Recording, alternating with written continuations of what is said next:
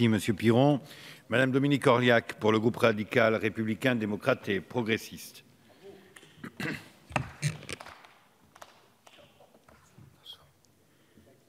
Monsieur le Président, Madame la Ministre, Madame la Présidente de la Commission, Messieurs les rapporteurs, chers collègues, la mission Égalité des territoires et logement qui nous réunit ce soir dans cet hémicycle revêt une importance particulière. D'abord en termes budgétaires, puisqu'elle représente plus de 18 milliards d'euros, c'est la 4e mission en importance du budget de l'État, mais surtout en termes symboliques et en termes de politique publique, car cette mission correspond au périmètre du ministère et constitue le support des plans de relance de la construction et du logement, ainsi que des places pour l'hébergement des personnes en situation de fragilité. Comme il s'agit du dernier budget de la législature, il est aussi temps de faire un bilan, et à ce propos, il faut saluer des avancées majeures.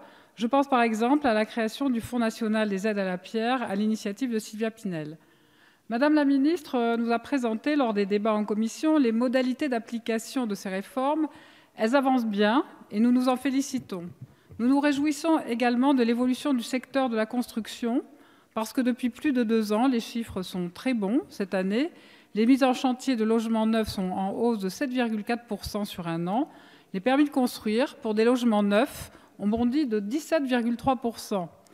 Ils sont bons notamment car ils correspondent à une production de logements à des prix abordables dans des quartiers en tension. En matière de logement, c'est une logique de long terme. Il faut compter vraiment au moins 2 ou 3 ans pour voir les bénéfices des mesures. Et il faudrait une mauvaise foi certaine pour ne pas reconnaître que les efforts du gouvernement et de cette majorité portent leurs fruits. Enfin, je voudrais dire aussi notre joie de constater que la gestion de la crise des réfugiés en termes de logement est une réussite. Des milliers de personnes ne dorment pas dans des conditions indécentes ou dans la rue grâce à une action volontariste et efficace, sans que cela se fasse au détriment des autres personnes en situation de fragilité, les personnes qui sont considérées comme sans-abri.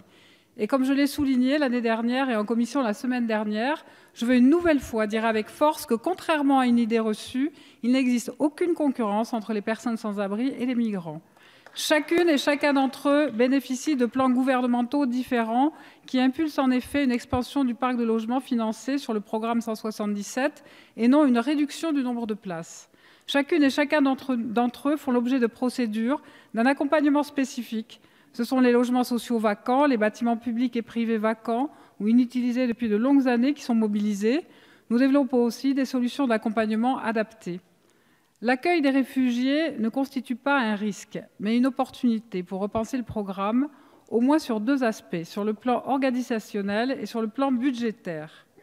Nous n'ignorons pas que l'accueil des réfugiés constitue un véritable défi, mais nous devons dénoncer le discours odieux, le discours mensonger, le discours populiste qui fait l'amalgame entre clandestins et réfugiés, qui joue sur les peurs alors où nous devons relever le plus grand défi humanitaire depuis la fin de la Seconde Guerre mondiale.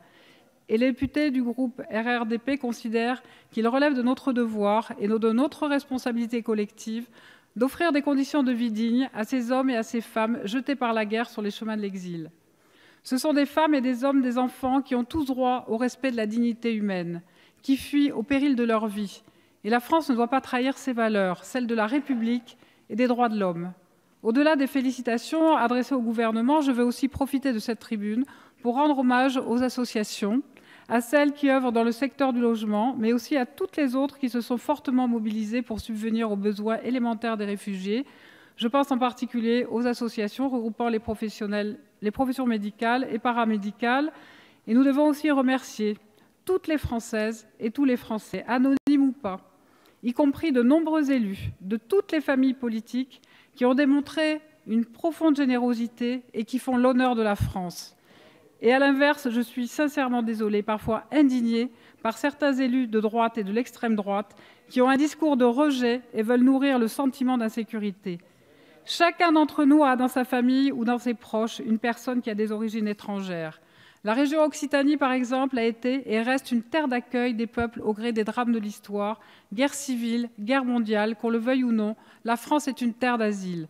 Plus globalement, les députés du groupe 2RDP saluent la stabilité budgétaire et fiscale pour le logement dans ce PLF. Nous sommes en phase avec les grandes priorités retenues et nous nous satisfaisons qu'elles soient financées, que ce soit la relance de la construction, le soutien à l'accession à la propriété, le développement de l'offre d'hébergement, le PTZ qui fonctionne mieux qu'avant, la prorogation du crédit d'impôt pour la transition énergétique et les effets bénéfiques de la TVA à taux réduit. Ainsi, ce budget pour l'année 2017 nous convient, car il alloue les crédits là où ils sont nécessaires et utiles. Il contribue à renforcer une politique volontariste au service du logement abordable et durable. Et dans ces conditions, notre groupe, bien évidemment, le votera. Je vous remercie. Merci, Madame la députée.